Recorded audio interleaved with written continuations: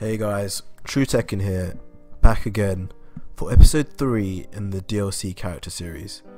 And I've been seeing a lot of YouTubers now jumping in on the old DLC theories, and I'm glad to see after my last few DLC episodes, which are the most viewed on YouTube, I think, literally everyone seems to be tweeting Kazuma Kiryu and Geese Howard at Harada.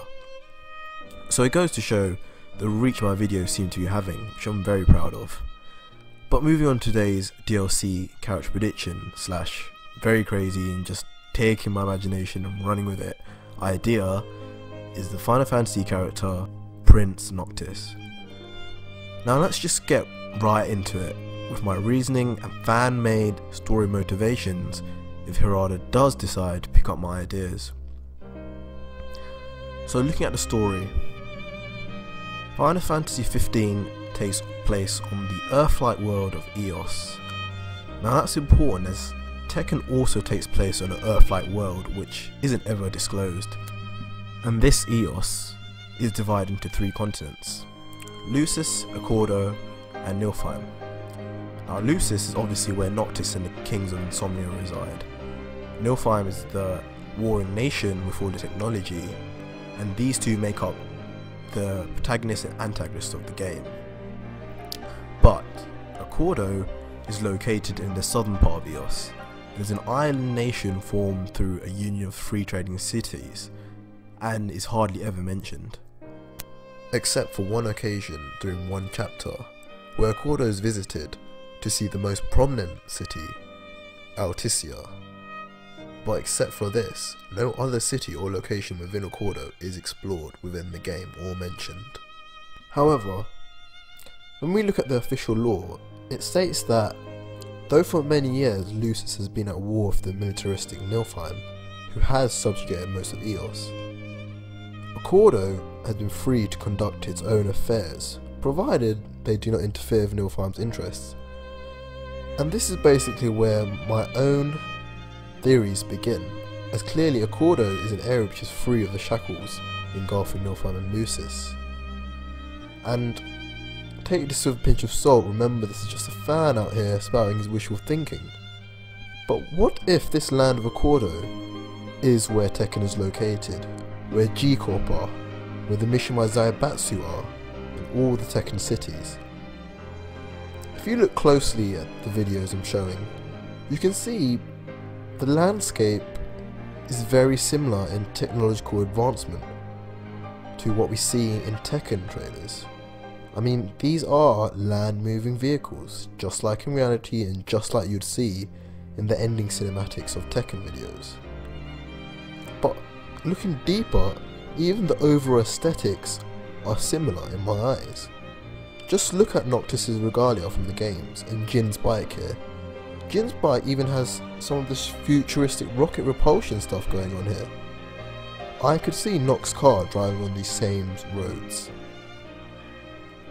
Now, when we get into how Noctis could be involved in the Tekken universe in terms of lore, I have a number of ideas I've thought of.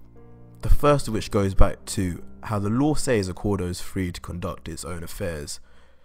Now of course, Noctis during the events of Final 15 is looking to defeat Nilfheim, and there is a large part of the game where you are trying to get allies to join the fight. Now perhaps one chapter that is yet to be elaborated on, perhaps in the future DLC episodes that I know Final Fantasy 15 are planning, is one where Noctis attempts to gain help from Accordo. Now if the Tekken world exists here, I'm sure Noctis would have great interest in pursuing the military might of the Tekken Force military and using it to defeat Nilfheim. His story could, in this instance, revolve around him entering the King of the Iron Fist tournament in an attempt to reach the head of the Tekken Force and negotiate help. Now that's one theory that Harada could use. And one other is that these worlds are just completely different and Noctis is just a pure novelty guest character, which is also plausible. His story in this scenario could be that his whole involvement in the Tekken universe could be one of his dreams, as during the events of Final Fantasy 15 he has various moments where he has nightmares which are graphic and within which he is fighting, as you can see here. Now if you didn't know already, spoiler alert, near the end of Final Fantasy 15, Noctis actually goes to sleep for 10 years. And what happens during that nap and in those dreams is never elaborated on. And that may be where he is involved in Tekken 7 as a novelty character, transported to the world, much like Heihachi was involved in Soul Calibur.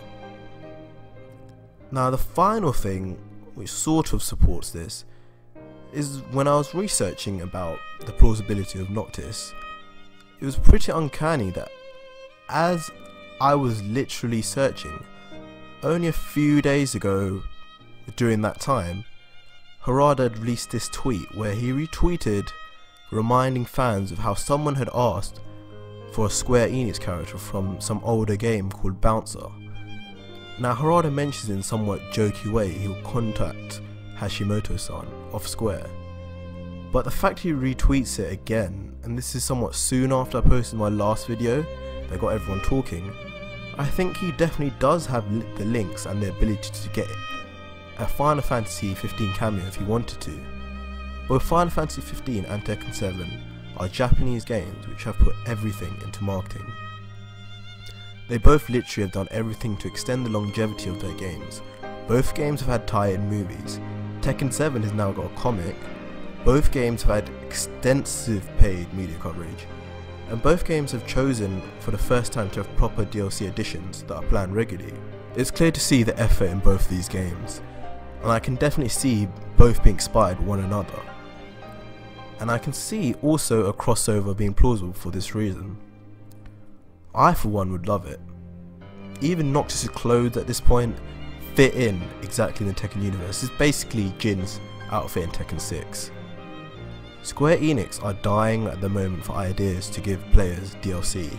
Their most recent DLC was literally a sword which is a DJ deck.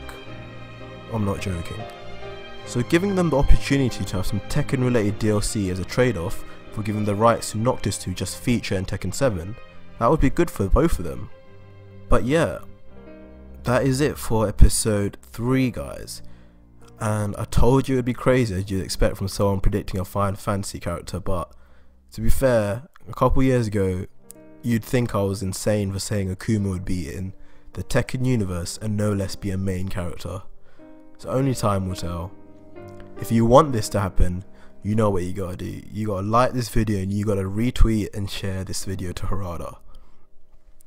Now as for the next few episodes, I'm gonna leave some teasers at the end, as I won't be releasing another video until after my exams are done on May 30th, just in time to stream Tekken 7 on June 2nd and be the next big streamer hopefully. But yeah guys, as always, if you're new to this channel, make sure you hit that subscribe button and leave a like. And if you're already one of my subscribers, 4,000 strong now, definitely leave a comment for what characters you'd like me to cover next, as I will be reading all the comments and replying to as many as I can. So until next time guys, cheers.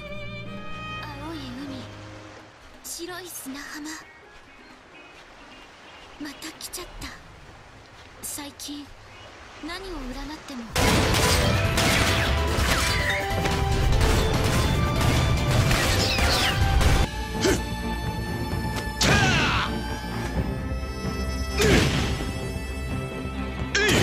Let's go. Burn it all away.